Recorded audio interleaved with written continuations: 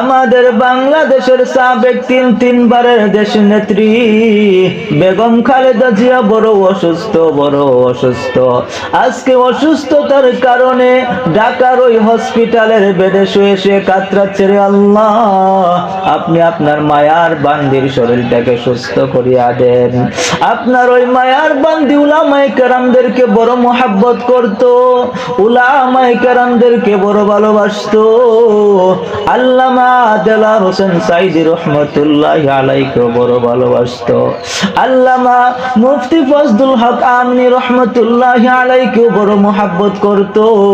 ও দয়ার আল্লাহ, আজকে বাংলাদেশের যে ক্লান্তি লগ্ন এই অবস্থায় মরম খালেদা জিয়াকে বড় প্রয়োজন। রে আল্লাহ, অতএব দয়ার মালিক, আপনি আপনার কুদরতি মেডিসিন দ্বারা আপনি আপনার মায়ার বান্দিকে সুস্থ করে দেন।